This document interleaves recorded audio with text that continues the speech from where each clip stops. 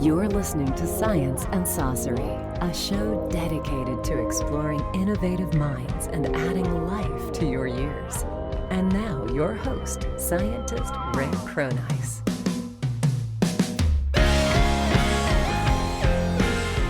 Welcome. Glad to have you back today. Today's guest is a disruptor in the culinary world. Long before whatever burgers and mock chicken fingers and the ubiquitous plant milks we see on the store shelves, Matthew Kenney was pushing the envelope on fruit and vegetable-centered cuisine. He was originally classically trained at the French Culinary Institute, and he became an up-and-coming star in the New York culinary scene.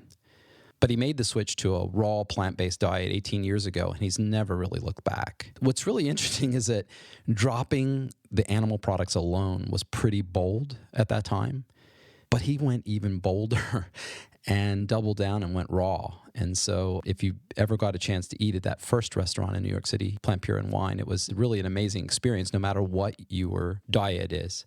Today he has 40 or so restaurants around the world. He's been instrumental in training thousands of chefs through educational outreaches, but he's demonstrated that fine dining isn't limited by ingredients, and this is so important. In terms of awards, he's been twice nominated as a Rising Star Chef by the James Beard Foundation. He was named one of America's best new chefs by Food and Wine magazine. And if you get a chance to go to 00 or Bar Verde or Plant Food and Wine or any of the other restaurants, you're going to find an attention to detail that has just set a standard in the plant-centered dining. And what I think takes it a step further is that it really doesn't matter that it's a plant-based restaurant. It's just a great eating experience. So I'd like to welcome Chef Matthew Kenney today. Matthew, welcome to Science and Saucery. Thank you, Ray. Always love talking to you and happy to be here. So, I want to take people back just a little bit. We had sort of an interesting meeting because we met for the first time in Thailand. I think I was part of your first cooked class. That was the first class that was cooked that ever graduated? It was, yeah. I mean, it's hard to imagine, but looking back, we did raw food classes for many years, probably 6-7 years before we started introducing cooking. And Thailand was the first actual on-site cooked class we did. It was so fun because we were both, I think, within a few weeks, we were on Rich Roll together, or not together, but on his show. And then he had made this introduction, and I was talking with somebody, assistant or somebody, and they didn't realize that I was actually in your class there. So it was fun that we actually finally got to meet and, sip a coconut at Evasan. It was really a lot of fun. No, that was great. I miss Thailand. I haven't been back for a while, but soon. So one of the things you said to me there that day that was really intriguing to me, because obviously I really know nothing about the restaurant space. I know nothing about even the cooking space. I was doing this to try to get the language and understand cooking to translate healthspan research over to whole food plant-based diet.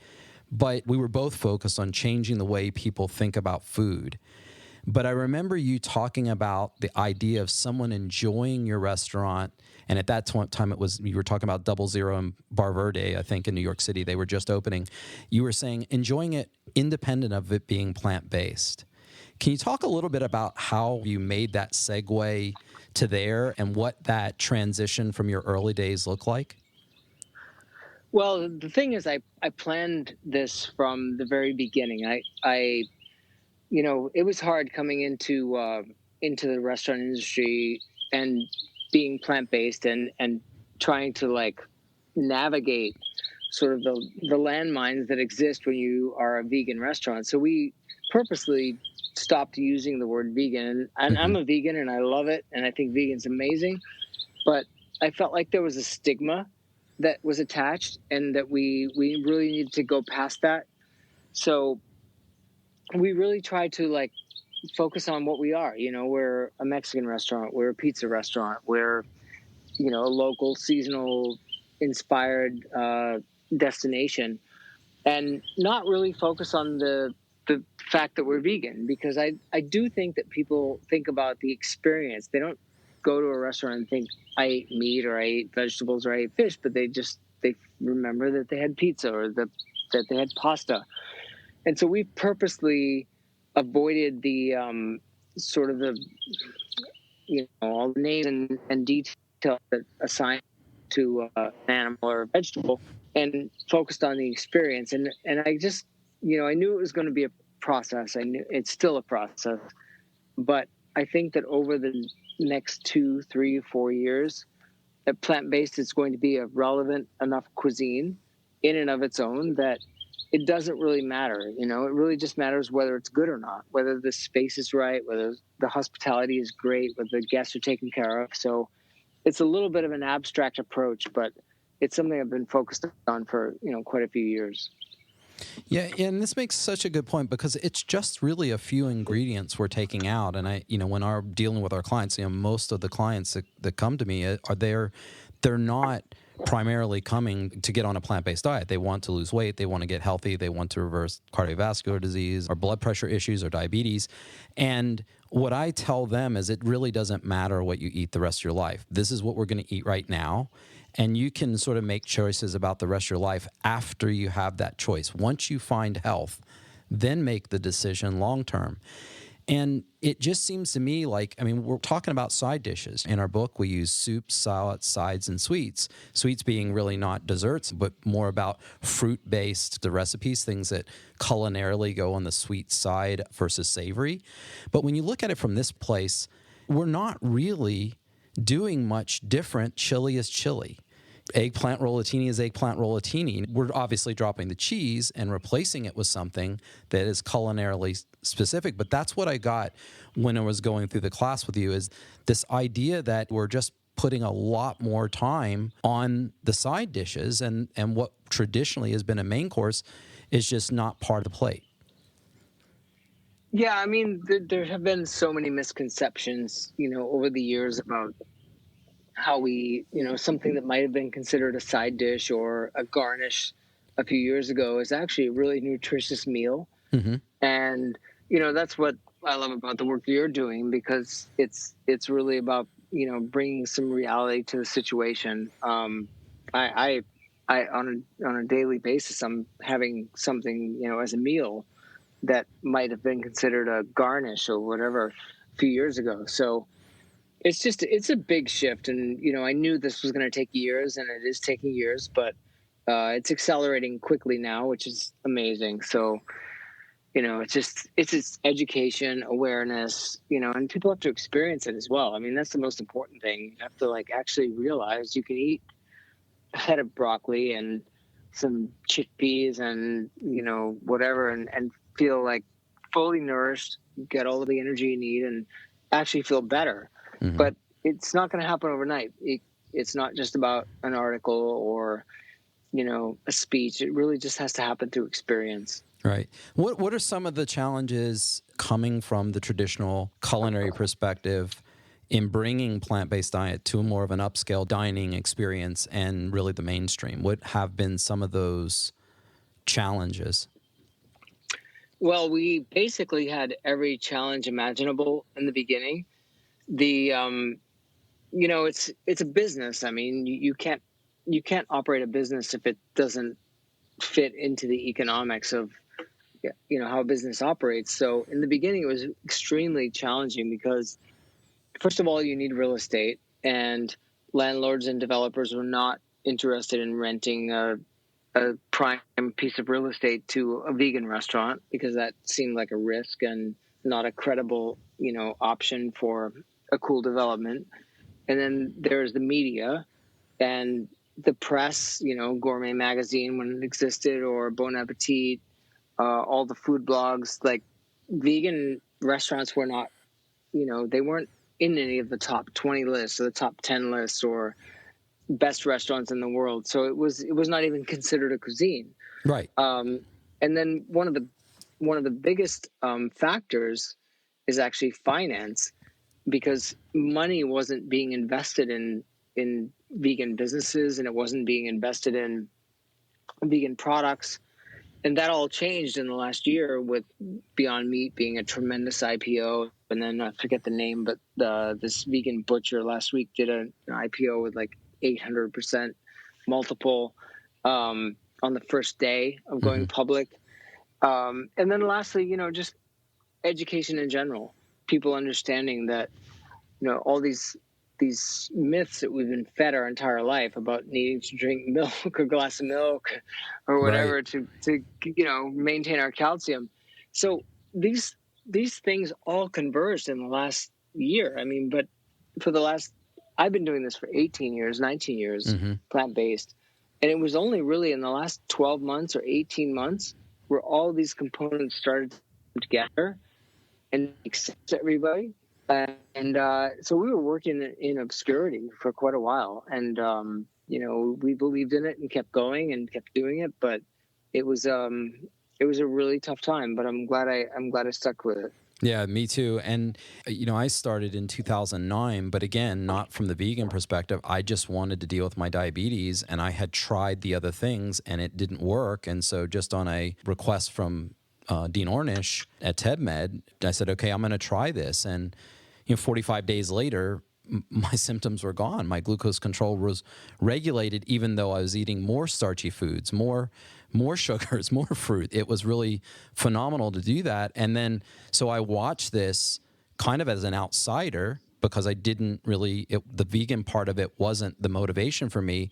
The motivation for me was people changing their relationship with food in terms of being health forward without being a health nut. What going plant-based meant to me was actually more variety in my diet. I was eating things that I never would have tried, and because I couldn't just go for the burger or I couldn't go for the easy meal, the unintended consequence and I guess it was sort of paradoxical in some sense, is that I ended up actually increasing the variety that was in my diet, which I find really strange. And so I just wondered, when you were talking about expanding into this, did you ever have this experience where you feel like, wow, I actually have more options now than before? Because, everybody has the filet. Everybody has the lobster. And how different can they really be? Oh, the options now it's so abundant and, it's incredible right now. Like it's hard to even imagine what it felt like, 18 years ago or even 10 years ago, when it was always about being restricted. And it's the opposite now. I'm just looking at like produce and fruit and vegetables and all the cool products that are coming out in such a new way. And no, it's not even a consideration anymore. There's no compromise whatsoever to live this way. Yeah, and so I know, and you talked about this too. You said, Ray, the idea of people eating in this restaurant every single day, that's not exactly how people should operate in terms of their always eating decadent all the time. What's the average day for, a world-class chef look like? Oh, you'd be shocked. You mean in terms of like food consumption? What's the average day for Matthew Kenney in terms of food? You'd be shocked at how basic it is. It's like a musician. They're listening to music at home on the radio or on the TV, and, they're not listening to like Madison Square Garden acoustics, in their house. And it's the same thing with a chef. Like, my diet is so basic, you'd be shocked. The last 2 days, I'm in Massachusetts right now. I took a huge, beautiful watermelon, sliced it in half, and ate it with a spoon out of the, that was it. That's like what I had today too.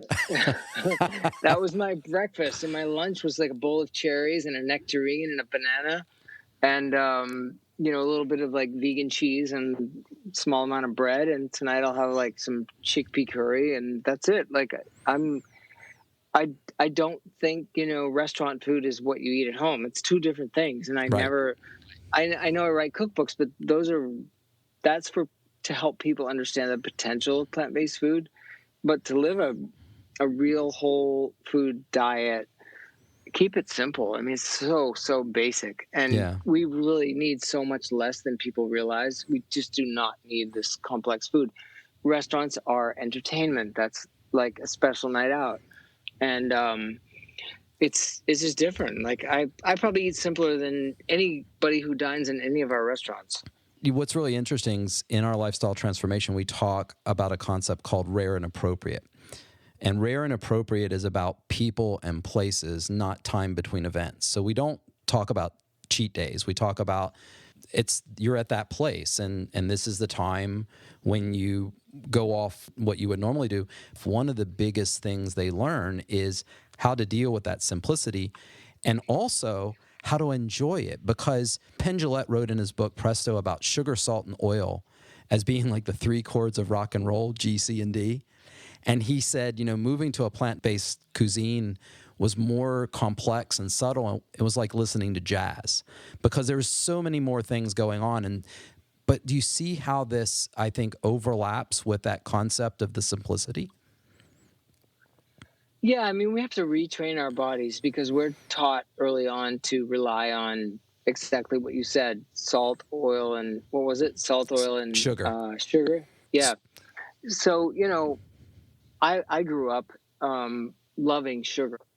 So, I think because of society, because of the way society is structured and our relationship with food, we're taught to believe that, good food involves all these things like salt, sugar, and oil, exactly what you're saying, and all these layers of flavor. And in the process of that, we lose the fact that the best flavor in the world is natural. I mean, I was on an organic farm in Mexico. I forget where it was. And this farmer has been cultivating about 100 acres for the last 30 years. And he would take he's following biodynamic and organic and all of this. And he would slice a beet because he knew that beet was right. And you taste it. And you taste that sugar and you taste that salt, and it's perfectly balanced. And we've just gotten so off track from what really tastes good that we don't really know what tastes good. I mean, it's a little bit of an abstract conversation for most people, and it took me many years as well to get there. But I mean, if I taste a really good watermelon or a perfect nectarine or a great banana or like whatever freshly cultivated nut. Even greens, when you take kale or arugula or chard right off the plant, I grow it hydroponically in my backyard. So when you take that off the plant and have it within minutes of cutting it, there are amazing flavors that are in these things that you really don't get even when you're going to your local fresh market. Oh, yeah. No, I mean, ultimately, we would, in the perfect world, we'd all have a garden. We'd all have the right soil. We'd all have the right hydration. And, it's totally different. I try to live that way as much as possible. I mean, the restaurants, like I said, are, a way to show the potential. But that's a celebration. That's indulgence. And, I'll eat in restaurants 3-4 times a week. But when I'm not doing that, I'm probably eating like what might be called a caveman diet in a way.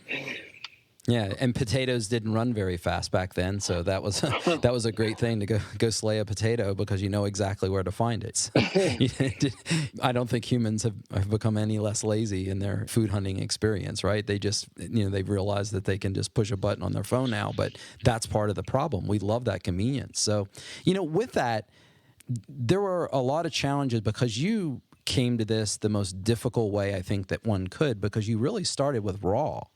And that's really how many people came to know you, with raw, and you've sort of moved into cooking again. I mean, past your education, obviously, which was the French training. But how have you seen that come together more for you over the last 5 or 6 years? Because you were talking a lot about expanding all of this out and having more cooked offerings and really seeing the plant-based move in a bigger way.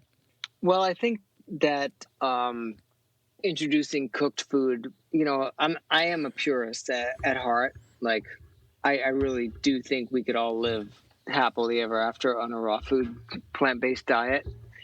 But, it's not always easy, and especially in the northeast of the U.S. or colder countries, to get fresh fruits and vegetables, and, you need warming foods and so forth. And I also realized, like, pretty early on, I mean, after a few years, that we were not going to reach the masses, the general population, if we didn't tap into their like biological needs for cooked food. So Double Zero, our pizza restaurant, was one of the first forays into cooked food that we did, and it opened up so many avenues for us to reach people who would not even, because they'll take a step across the river, but they're not going to jump across the ocean and try raw food if they don't believe in that. Well, because it just even sounds intimidating. Yeah, so introducing cooked food was really important, and it still is. It's still very important, and it's also, everybody's on a different page. I mean, sometimes we're fasting, sometimes we're intermittent fasting, sometimes we're cleansing, but other people are just going about their daily life, and I think it's important to provide cooked options that give people an alternative that is plant-based and healthier. So I don't know. It's been a big thing, and we don't even delineate anymore between cooked and raw. I mean, it's our new school, Food Future Institute. We do have a raw module, and raw foods like worked into the pastry module and into the cheese module, but we just don't delineate. It's just food. It's just cooking. So I think I just kind of let go of the stringent, sort of details that we had in the beginning. Right. And, my introduction, because our cook class was next to the raw class there, and what we did as classes, I think during our lunch break, we would often switch the things that we were preparing. We would, share with them and vice versa. So there was a lot of mingling between the two classes.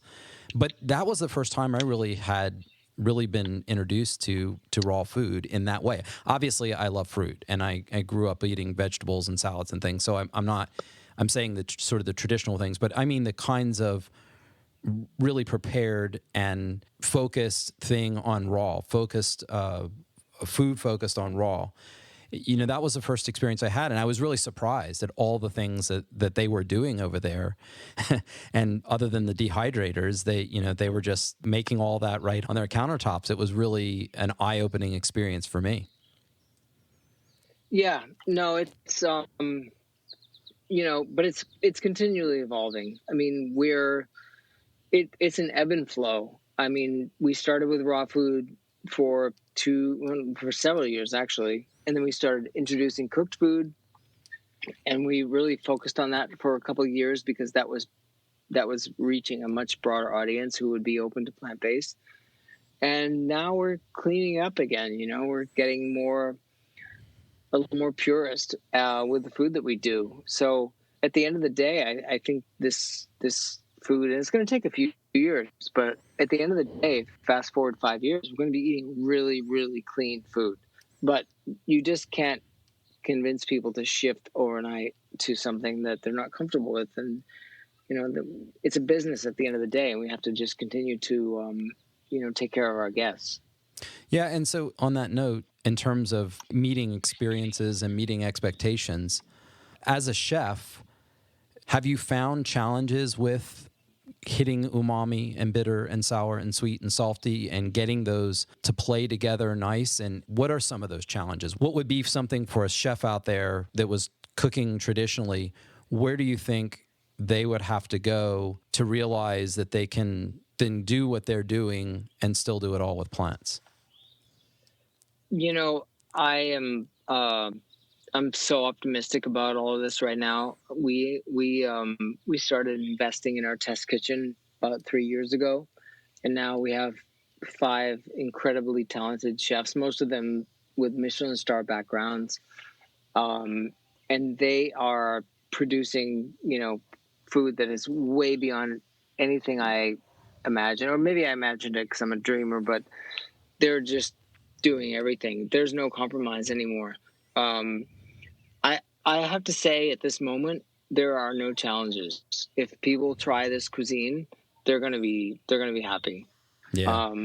And I couldn't have said that 2 years ago, but I can say it now. That's great. What about funky flavors? You mentioned earlier about cheese. I don't know if you've ever seen Cashew Bert on Instagram, but I'm really surprised that you haven't had a cheese thing yet, because that funky flavors is something that we really, really need in the plant-based world. Well, it's interesting you mentioned that because we our test kitchen right now looks a little bit like a cheese factory. We have these 3 refrigerators with their own sort of controls of humidity and temperature and aging process, and we're producing cheeses that are like it gives you every bit of that umami experience that you expect from a cheese, from the rind to the fermentation. So, I think it's really just about commitment to evolving and experimentation and science. And I've seen, just had incredible results over the last couple of years when these chefs apply themselves. I really don't think there's any compromise. Like, there's nothing missing from a plant-based diet if it's prepared properly. I think cheese, actually, wouldn't you say it's probably one of the biggest issues people have going plant-based? I mean, is that fair to say it's kind of one of the hardest things that people let go of? I think dairy in general is, although it's just these days it's a moot point. I mean, plant-based cheeses, plant-based dairy, it's so much better and cleaner, and like if you really listen to your like nose, which as a chef that's like what guides me on everything. I can't even imagine like needing my partner Charlotte and I, like, we talked about this morning. I can't even imagine needing a traditional animal-based dairy product. It's just unfathomable for me because we're getting everything we need from the plant-based sector. And you can do most of the things now, in terms of the culinary things, even the traditional things. It's not that difficult. It's so easy to replace. Yeah, no, it's very easy. I mean, that one is like a no-brainer. I hate to be dismissive of everybody's habits and needs and sort of food desires or whatever, but it just I can't comprehend how anybody could ever feel limited on a plant-based diet, to be really direct. Yeah, well, we're getting there. And one of the downsides of that comment is the idea that slowly over the last decade, we have been introducing essentially the same kinds of products that caused issues that were traditionally in animal products, and we're just making them out of plants. While that might fulfill someone's needs ethically or environmentally or whatever, in terms of the health thing, it's been issues because people are beginning to have the same problems and they're plant-based. Some of our clients are plant-based with hypertension or diabetes. So that's the downside of it, is that you can have that culinary experience, and we're an organism that evolved in a world of scarcity, and we really don't have coping mechanisms for excesses. And so what you're talking about in terms of your lifestyle, you live relatively simply. Your root in raw allows you to really go back to sort of the basics and get those flavors from the basics. Yeah, no, for sure. I mean, we're always going through a personal transformation, and the body, the body speaks. I mean, the gut speaks to us, and we, I guess the thing I'm frustrated about and passionate about at the same time is that we grow up learning, to memorize the capital of every state in our country or the history of this or that, but we're not trained to like really understand our own bodies, which is something we live with every day. And food is something we consume at least 3 times a day. But at the end of the day, if we're like really connected and listening, it's very simple and obvious. You don't need a complicated book. You don't need like any sophisticated like program to follow. You just need to listen to the voice of our body. And I feel bad because I haven't found a way to express that properly yet, but I will eventually. So I don't know if I answered your question, but well, I don't know that even I asked the question. I think I made a point and then dropped it on you, but I think we're saying the same thing, and that is that one of the downsides of all the focus on plant-based diet is that we've now got shelves and shelves of things that mimic the kinds of foods that have caused problems that were animal products. So they're sort of substitutes, stand-in substitutes, and we don't fully know how that's going to turn out. But what we do know is that excess salt, excess oils, excess sugars, not that sweet and salty and oily from a flavor perspective is important in that taste and in how we respond to the food, but the excess amounts of that just sort of play like we were talking about with the rock and roll, it's just AC/DC, Back in Black. Everybody knows that, and the air guitar comes out. Everybody knows that feeling when you're just pounding people in all these cooking shows because they just throw more butter, more salt, more sugar. I mean, it's just like, who can make the most decadent thing? And I understand it in the context of a restaurant trying to have a really good experience, but I really believe that it's the easy way out to just throw more salt, throw more oil, throw more sugar on it. Yeah, no, I mean, I'm a fan of all these alternative animal products. I think it's great because it's led a lot of people into the plant-based world, and I think eventually they'll get tired of some of these products and go deeper into the plant-based world. But I can't criticize it. I'm really happy because it's done tremendous things for the industry, for the segment. It's led a lot of people to, become enlightened about what the potential is without consuming animals. But it's a stepping stone. That's it. And it's going to eventually, I think those processed ingredients and products are basically fast food that happens to be in the plant-based world, but it's better than fast food that's in the non-plant-based world. So shifting gears a little bit, I was looking online today and talking to one of my clients even that you have a new restaurant in San Francisco opening up in a very iconic place. Tell me a little bit about that project. So Baia, which is, it means bay in Italian, and, San Francisco Bay Area. We did a partnership with Kyle and Tracy Vogue, and Kyle is like an incredible genius. He created Cruise Automation, which is truly the first self-driving technology, which was acquired by General Motors. And Tracy's really passionate about plant-based, and she started a farm sanctuary. And they really wanted to bring a plant-based restaurant to the Bay Area. So we structured a relationship with them, and they went out and got the best space in town, which is Jardiniere. So, I know, that's so crazy. I could not believe that when I was reading it. I mean, it's literally the best restaurant space in the entire city. It is. I mean, the history and that space is so amazing. I cannot believe you landed that. So we're super excited. I mean, we're going to open for takeout delivery right away. California, as you know, is not open for in-room dining, in-store dining yet.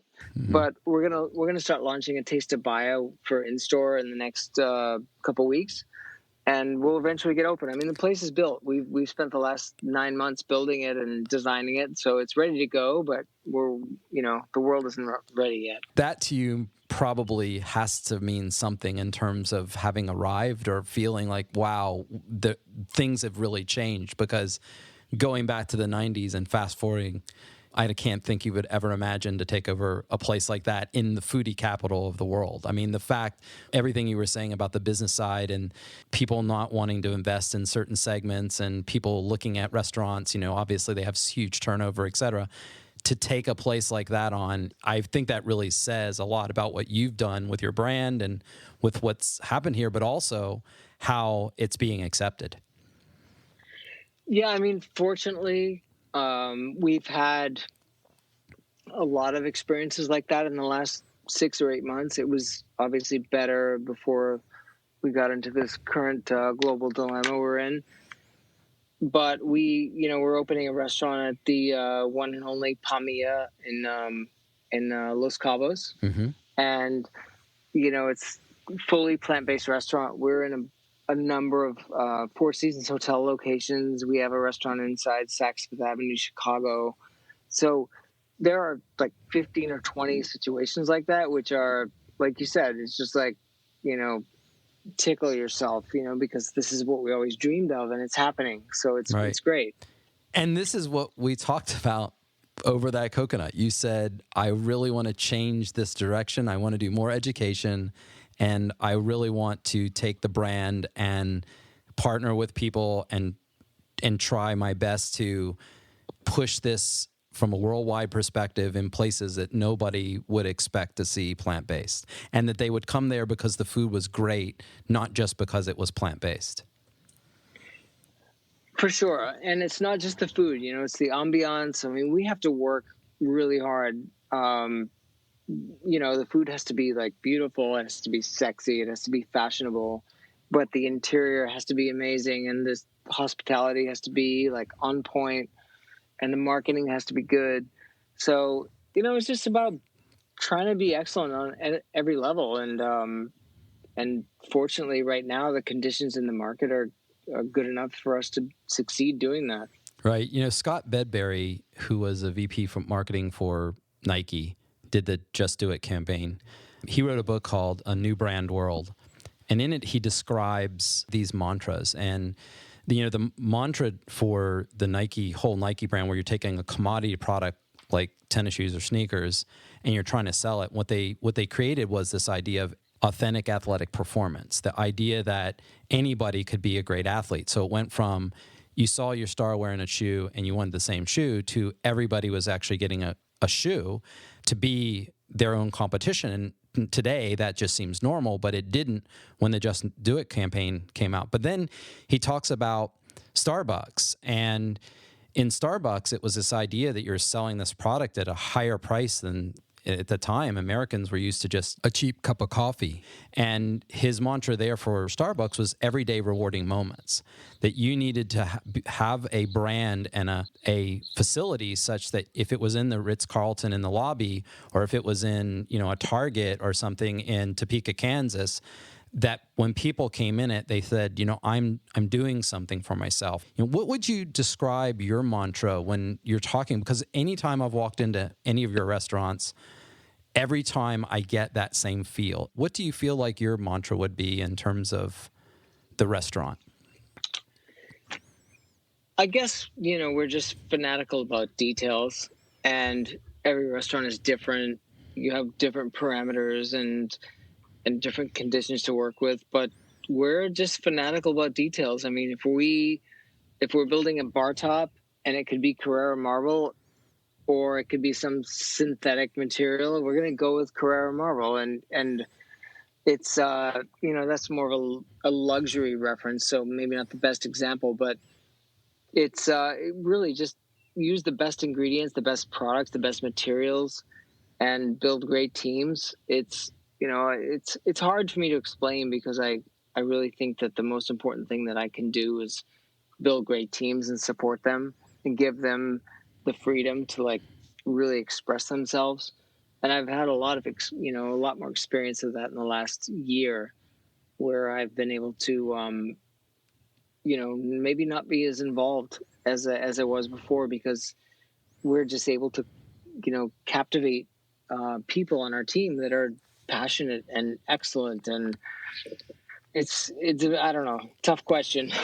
I'm sorry for putting you on the spot, but I just thought I feel it's a Matthew Kenney place when I go into those. And that was what you voiced to me 6 years ago, well, actually 4 years ago, that feel when you walk in, but your attention to detail. So you want to make sure the styling is correct. You want to make sure that from the time they walk in until the time they leave, that their experience is duplicated no matter what restaurant they go into.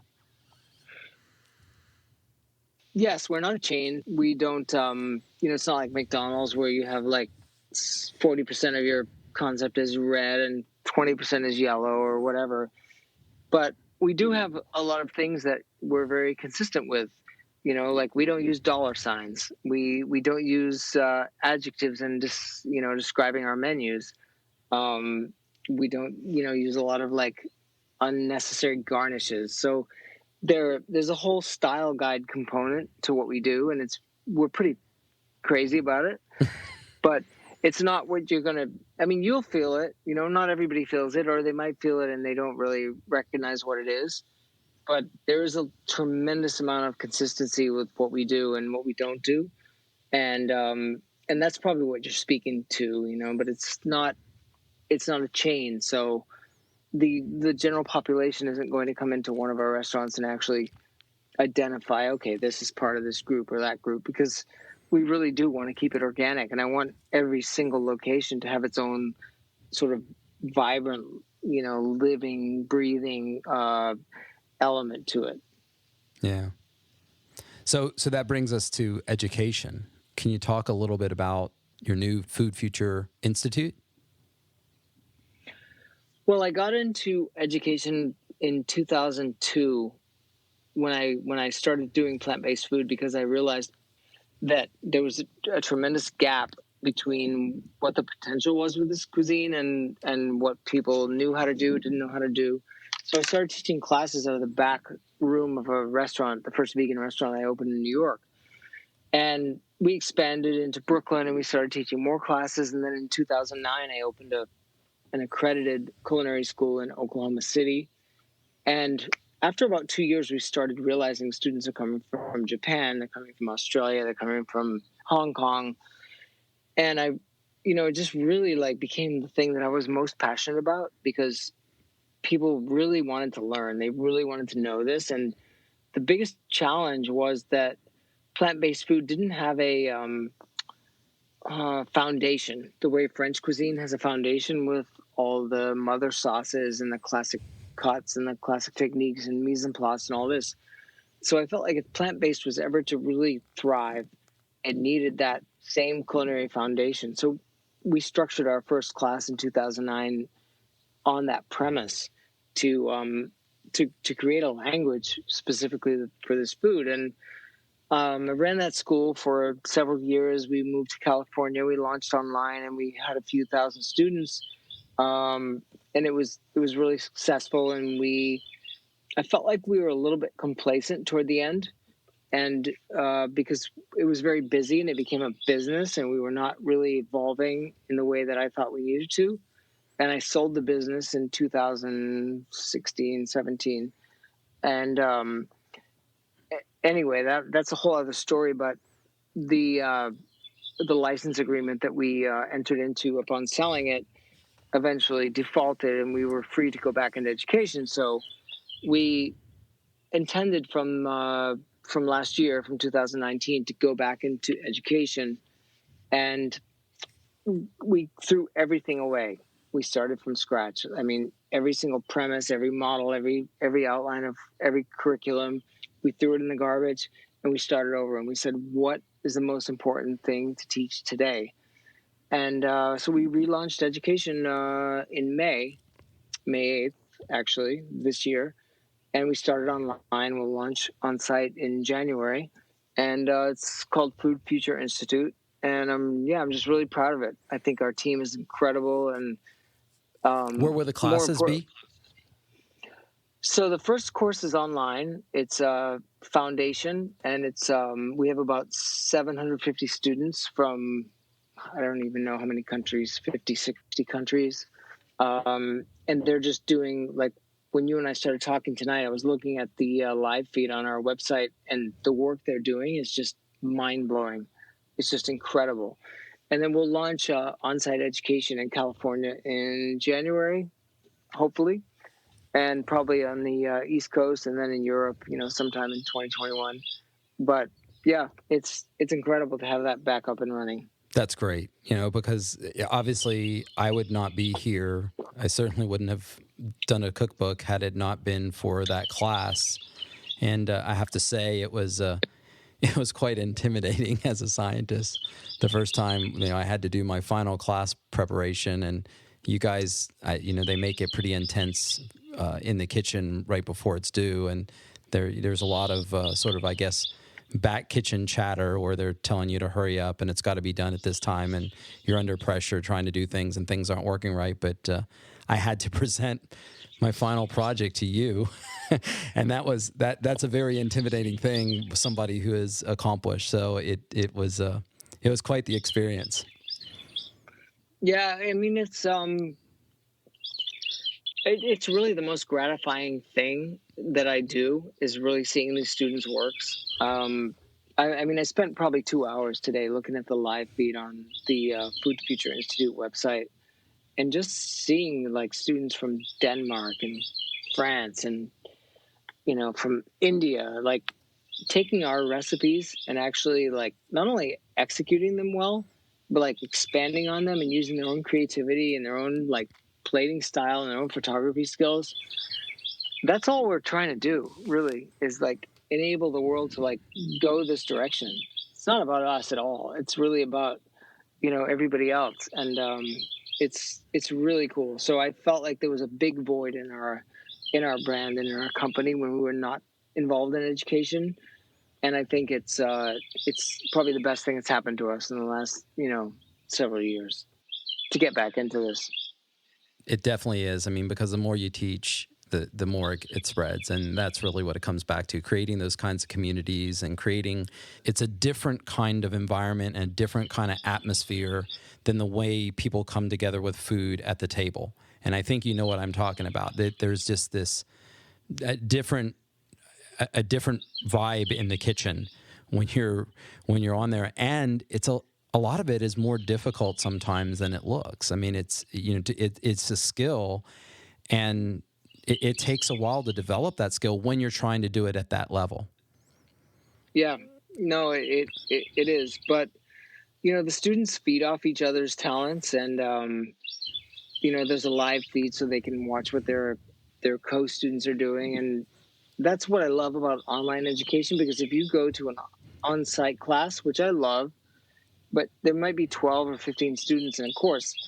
Online, there's several hundred, and there's so much inspiration passing back and forth between the students, and it's kind of shocking to see what technology can produce, because the work they're doing is, in many cases, the students' work is better than our example of the same recipe that we have on the website. And I'm happy to admit that. No, it's incredible. I mean, I'm competitive, so I like look at it and I'm like, wow, we could have done that better. But at the same time, I'm like really grateful. Right. Every teacher should want their student to be better than them. I mean, that is the goal. You push it on, and it exponentially expands from there. Yeah, it's really incredible. I could look at this live feed all day. I mean, we have thousands of photos, so that's fantastic. And timing wise, the opportunity that came out of what just happened, the negative side, is that so many people had to deal with online working and telecommuting. We really transformed or accelerated the transformation to a telecommuting society. Well, yeah, the beauty of it is that nothing is lost. And in many ways, it's even better. There's, a lot of people say it's not the same because you're not in a classroom, but it's actually better, because when people are taking a course online, they buy their own ingredients, they have to clean their kitchen, they have to use their own equipment. There's a deeper level of respect in how you deal with the food. If you show up in a classroom and the instructors give you all the ingredients and everything's clean for you and there's a dishwasher, it's easy. You show up and you can kind of just go through the motions. But when you're doing it at home, it's a real commitment.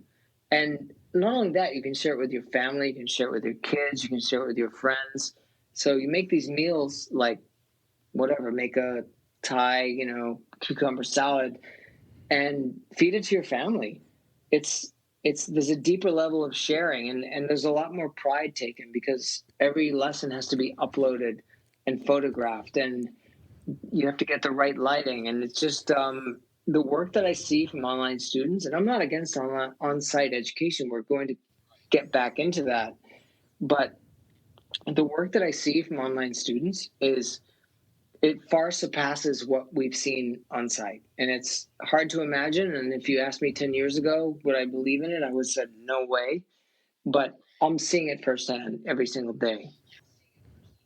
Yeah, and that's where innovation comes from. I interviewed Burt Rattan, and he talks about having confidence in nonsense if you want to innovate, and not that you're trying crazy ideas, but a lot of times innovation comes because the person doesn't know it can't be done, and they try something really outlandish, And it turns out to work really well. And it sounds like this has been the right confluence of timing, and a lot of things are being reinvented online. And that is just an incredible opportunity. I mean, I do all my work online. Yeah, we cannot discount technology. I mean, there's, this is a different subject. We're getting outside of plant-based food, but this is science and saucery, so we really need to do both of them. That's what we got to do. We got to kick into the science side. Yeah, I'm as guilty as everybody else. I mean, I was on a plane like 6 months out of the year, and that's not natural. Mm-hmm. Like sleeping 40 nights a year on an overnight flight, and being in this like restricted air and being dehydrated and living out of a suitcase, like circadian clock. Yeah, it's not right. And I think we can really it's almost like, think about meditation. I mean, you live in a normal day-to-day world, and you go to the movies and you watch TV and you listen to the radio and you talk on the phone and get on social media, and like we're getting all this external stimulation to fulfill this need that we have. And yet, if somebody's really balanced and has a great meditation practice, you get it all within. And I think that's the same thing with how we live day to day. We don't need to run all over the world to fulfill our needs and to be enlightened. Well, Matthew, thank you so much for talking with us today.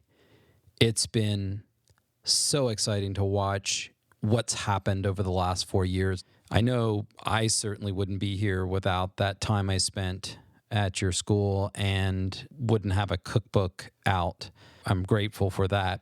But more importantly, I just can't even imagine what it's going to be in the next 10 years. And I look forward to working together and talking some more as we have. It's exciting to have someone like you to bounce ideas off of.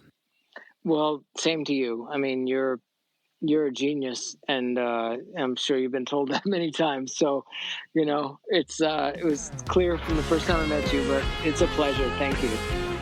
Thank you, Matthew. You can find out more information at MatthewKenneyCuisine.com.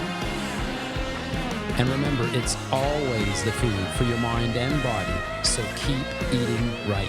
Thank you for listening to Science and Saucer.